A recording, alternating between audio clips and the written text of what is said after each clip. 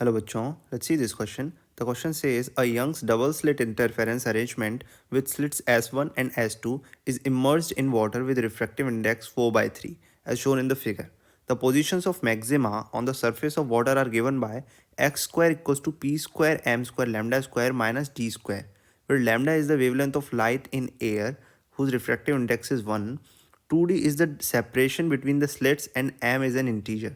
The value of p is ना ये हमारी स्लिट S1 है, ये हमारी स्लिट S2 मान लेते हैं और इस पॉइंट को हम P मान लेते हैं।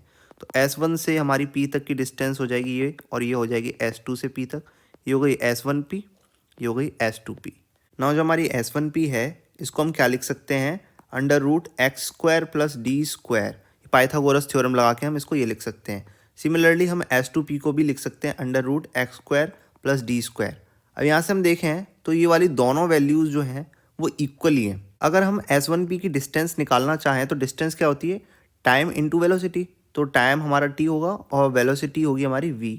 ये टाइम है हमारा S1 से P तक पहुंचने के लिए, और S1P की डिस्टेंस है हमारी, और वेलोसिटी होगी v, यानी वेलोसिटी ये वाली होगी हमारी v एयर की, क्योंकि ये वाली डिस्टेंस S1P हमने एयर में ट्रेवल की है, तो ये हमारी वेलोसिटी एयर की हो जाएगी। तो ये हमारा हो जाएगा t इंटू वी, और v क्या होता है हमारा एयर के लिए, v इधर लिखा सकते हैं हम c अपॉन म्यू, और म्यू एयर के लिए होता है हमारा 1, तो ये हो गया c। तो इसको हम डायरेक्टली लिख सकते हैं S1P is equals to T into C. अब S2P देखें तो S2P हो जाएगा टी इंटू वी वाटर। अब वी वाटर के लिए हम निकालें तो ये हो जाएगा c अपॉन म्यू वाटर, और म्यू वाटर हमें कितना है गिवन है 4/3, तो ये हो जाएगा 4/3।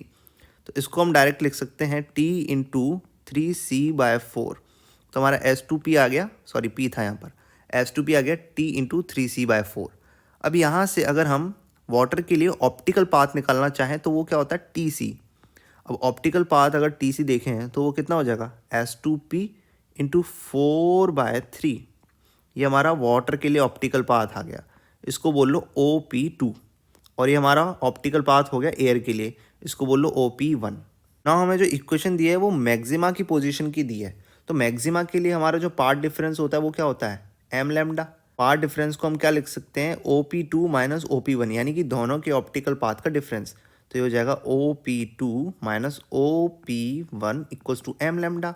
अब OP2 कितना हमारे पास 4/3 माइनस 1, क्योंकि SP2 और SP1 हमारा दोनों कॉमन है, सेम है, इक्वल है, तो यानी कि वो कॉमन आ जाएगा, वो हो जाएगा हमारा under root x square plus d square is equals to m lambda. इसको फर्दर सॉल्व करें हम, हमारे पास आ जाएगा 1/3 under root x square plus d square is equals to m lambda. Now we will square on the both sides, तो हमें मिल जाएगा square x square plus d square equals to 9m square lambda square. हम d को दूसरी side ले जाएंगे तो हमारे पास हो जाएगा x square equals to 9m square lambda square minus d square. हमारे पास वही इक्वेशन आ गई जो हमें क्वेश्चन में गिवन है। अब इस इक्वेशन को हम क्वेश्चन वाली इक्वेशन से कंपेयर करेंगे तो हम देख सकते हैं कि जो पी स्क्वायर है वो कंपैरिजन पे 9 के बराबर आ रहा है, तो यानी कि पी की वैल्यू क्या होगी 3। यही हमसे क्वेश्चन में पूछा था कि find the value of P, so हमारी पी की वैल्यू आ गई 3, and that is going to be the final answer of this question. Hope you understood the concept. Best of luck.